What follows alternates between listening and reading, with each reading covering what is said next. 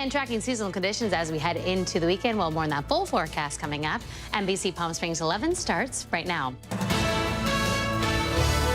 Now, this is NBC Palm Springs.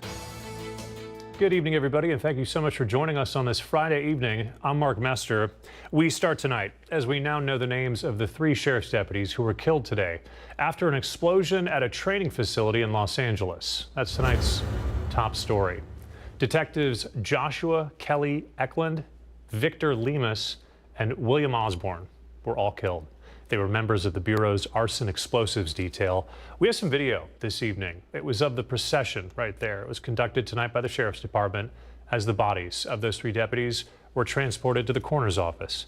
Now for the latest on the investigation, here's NBC's Camilla Bernal. A deadly and devastating explosion rocking the Los Angeles County Sheriff's Department. There's definitely a black cloud hanging over the Los Angeles County Sheriff's Department and our county family. 3 highly trained deputies killed after what appears to have been an accidental explosion, according to sources familiar with the investigation. This is, unfortunately, the largest loss of life for us as the LA County Sheriff's Department since 1857. Deputies were handling at least 2 military-grade explosives, according to those sources, saying the explosives were retrieved last night, then transferred to the Biscaluz Training Center. And at 7:30 this morning, an explosion. We have an explosion in the training facility. Video of the scene shows the glass of this SUV blown out, signaling the blast may have happened next to the bomb squad vehicle. The deputies killed were part of the department's elite arson explosive team. Explosives are incredibly unforgiving and they are always dangerous.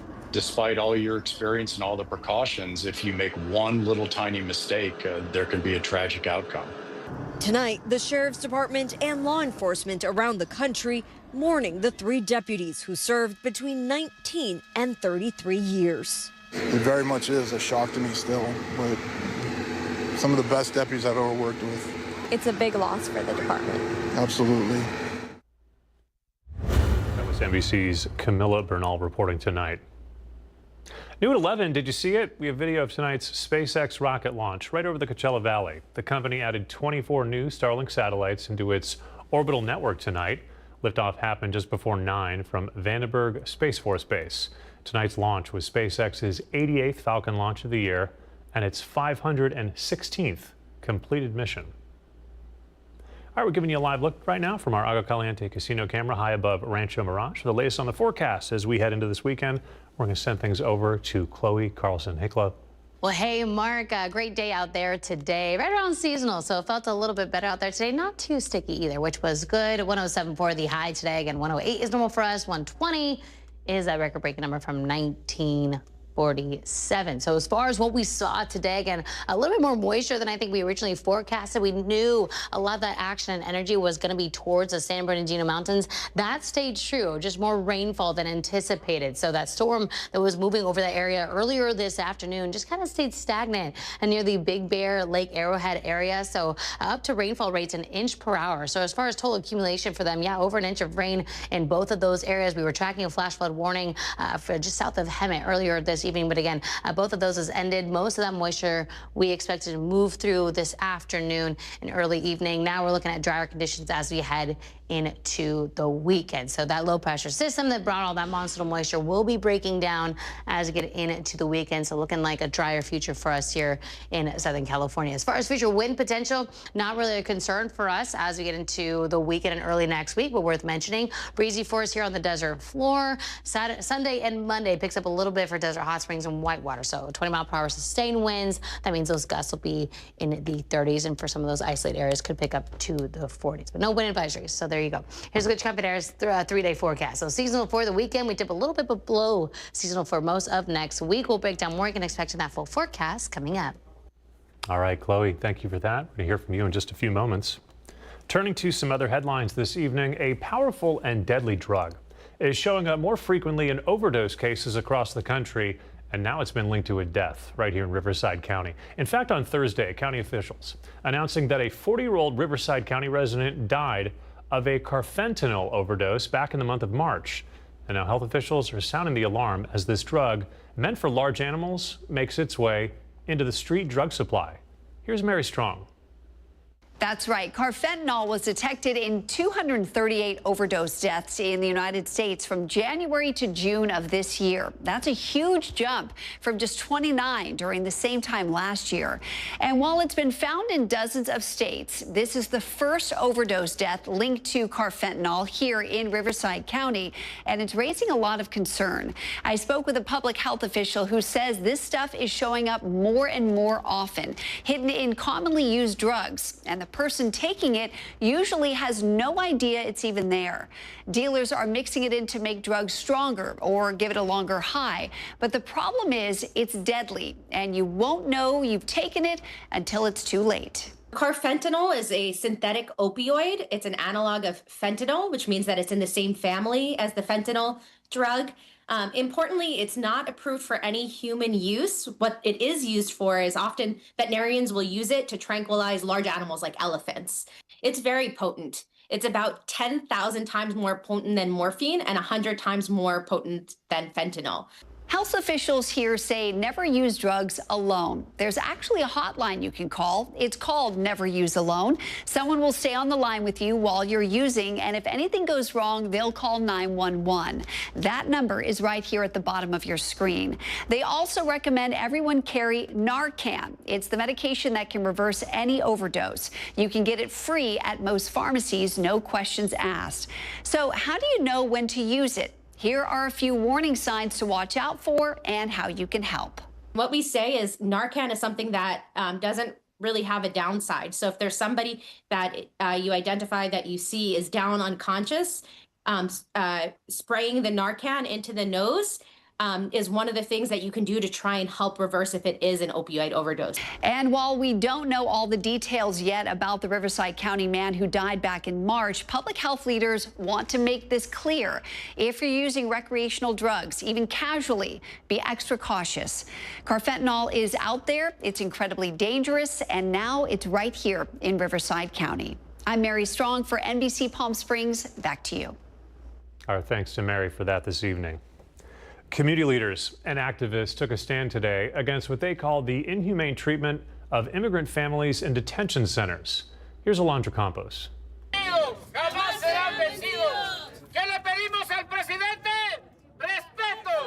Outside the U.S. Border Patrol station in Indio, chants echoed through the hot desert air as faith leaders, farm workers, and local families stood shoulder to shoulder, calling for change.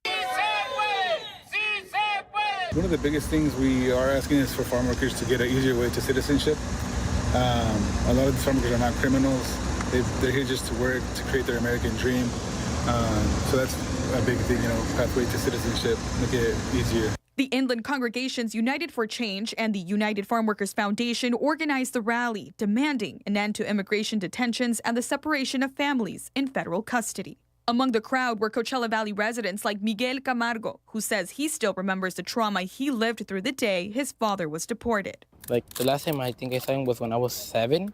I was like, Mom, where's my dad? And she was like, oh, he's gone, mijo. Like, I don't think he's gonna come back. People, they came to this country so they could get better jobs and a better life. Today also marked the launch of a new bilingual hotline staffed by volunteers and legal experts offering help to undocumented families in need of food, mental health services, or legal assistance. Now that we know that there's been funding intentionally, billions and billions of dollars going into immigration enforcement, it is imperative, right, that we are standing as people of faith, as people in the community. With support from consulates, immigration attorneys, and community partners, the helpline offers information and assistance in Spanish and English and covers a wide range of issues, including immigration and farm worker rights, tenants' rights and mental health resources, educational support and leadership development, and local workshops and volunteer opportunities. Calls will be answered by trained volunteers from local churches and partner organizations. It's extremely important that, we provide the systems that are needed to keep our community members safe, that we're working with community to ensure that we're establishing and building whatever mechanisms that we need. That was our Alondra Campos reporting this evening. New at 11, City of Indio holding this ribbon-cutting ceremony today. It's for its newest public art installation. It's called The Messengers. They invited community members and art lovers alike to be a part of this unveiling. The messengers reflect a lasting commitment to public art that sparks imagination, fosters pride, and brings people together. He's an artist from Sri Lanka, and this work is deeply meaningful to him. It's inspired by the colors, motifs, and patterns of the temples and palaces in Southeast Asia, which he traveled to with his father. And these pieces are dedicated to his father, who just recently passed. And so we hope that the meaning and the memories that are built into this work, can translate to the public here and can create new memories with people all across Coachella Valley. These bold, imaginative, and massive structures are set to be a permanent piece given as a gift to the city. If you want to see it, it's located on Town Street in downtown Indio. Still to come tonight, we have more local news for you. We'll be hearing from a Coachella Valley cardiologist about President Trump and his recent health diagnosis. That's coming up next. Also tonight, the Morongo Band of Mission Indians just added a big change to its neighborhood. We're going to have a look at the state-of-the-art new fire station. First tonight, we have a live look from our Indian Wells Golf Resort camera here on this Friday evening. You're watching NBC Palm Springs at 11 o'clock, and we're back right after this.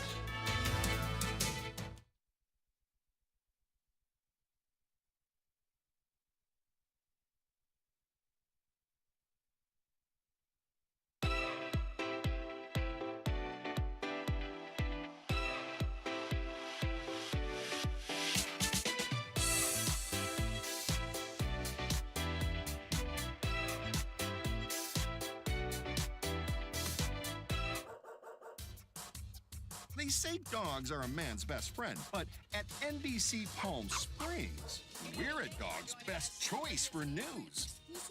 Apologies to our competitors, but even your dogs know who leads the pack in news.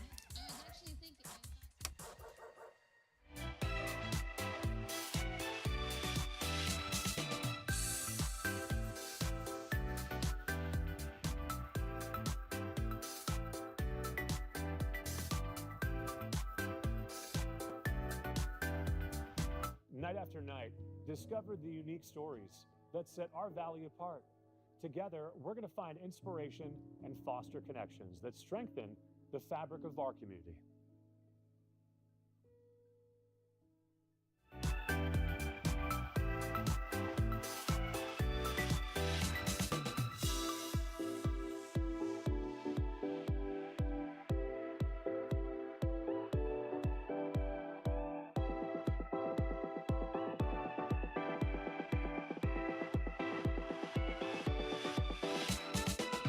Babies are experts at paying attention to only what is genuinely fascinating, and we couldn't agree more.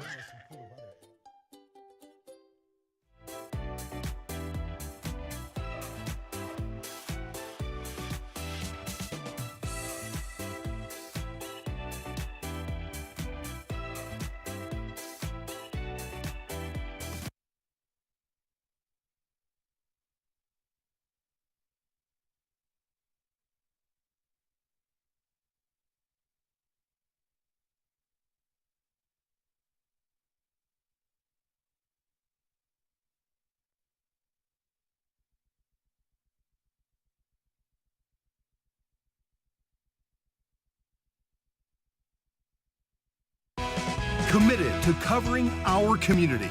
You're watching NBC Palm Springs at 11. $10 million from the state's general fund is going to California Indian Nations College. The hope here is this college will become the state's only federally accredited tribal college. Our Brett Rosen tonight has the story. Today wasn't just about Assemblymember James Ramos presenting a $10 million check to the California Indian Nations College. It was about opening doors for students who thought would never be open. Today's event at the Agua Caliente Cultural Museum began with a ceremony where Assemblyman James Ramos and a family member were giving thanks to their creator for the momentous occasion. Now, even though the state of California has the largest number of Native Americans in the U.S., there's still not a single federal accredited tribal institution. So Ramos says this $10 million investment is about supporting a demographic that has been overlooked for decades. I'm hoping that this doors would open, one, that it would unlock the interest of higher education within tribal communities. California Indian Nations College notes that the overall percentage of Native American students that pursue higher education is 14.4% lower than the overall rate. Erica Munoz is the president of Associate Students of SYNC. She said that she was almost a part of that percentage that didn't pursue higher education. However, she gave SYNC a try. I went from a 1.9 GPA. Hey, I worked hard, and these are the people that helped me. Munoz says SYNC. Our education is real and it is important. And, you know, it's been scrubbed from high school and other higher education's curriculums, but here it's not. SYNC president Celeste Townsend says 100% of SYNC graduates go on and receive their bachelor degree. So the $10 million investment the state has given would make sure SYNC can continue as a tuition-free school. It'll open more doors for education for our people. You know, it's not a lot of money, but it still allows us to offer tuition-free for our Native and non-Native students.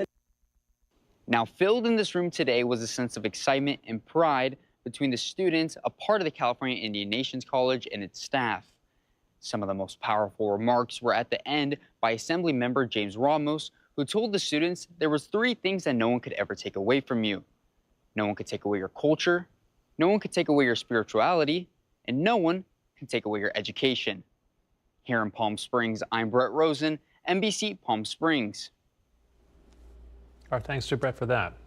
There is a new chapter in public safety. It started today as the Morongo Band of Mission Indians officially opened the doors of its new state-of-the-art Fire Station Number 1. It's located at the intersection of Morongo and Santiago Roads. The 15,000 square foot facility replaces the former station that housed the Morongo Fire Department since 1998. The station features modern living quarters, dual apparatus bays, an early earthquake detection system, and advanced response technologies. The project is the first collaboration of its kind between a federally recognized tribe and an EMS provider here in this nation. You may have heard about President Donald Trump's recent diagnosis of what's called chronic venous insufficiency. We spoke with a local cardiologist today to find out more. Here's what he told us. So chronic venous insufficiency is a medical terminology for, in essence, leaking veins in your leg. Your heart supplies blood to your body using blood vessels called arteries. That blood has to come back to your heart. So the legs in your veins have to send the blood back all the way up to your heart. If those blood vessels start leaking, we call that venous insufficiency. To summarize, it's not life-threatening or dangerous, but there are certain symptoms people can develop. So over time, with these leaking veins, the blood doesn't come back up, so you get swelling of your feet and ankles, and then it can keep getting worse to the point where you get aching, pain, heaviness, tightness in your legs. Dr. Shikata also urges others that if you're experiencing symptoms like leg swelling, don't worry, it's not life-threatening. Just get checked out by your local physician, elevate your legs to reduce pain, or you can use compression stockings. Giving you a live look tonight from our Agua Caliente casino camera in downtown Palm Springs. Just about made it to the weekend, close to about 40 minutes left. Chloe Carlson's on the other side of this break. She'll detail our 7-day forecast as we head into the work week. We'll be right back.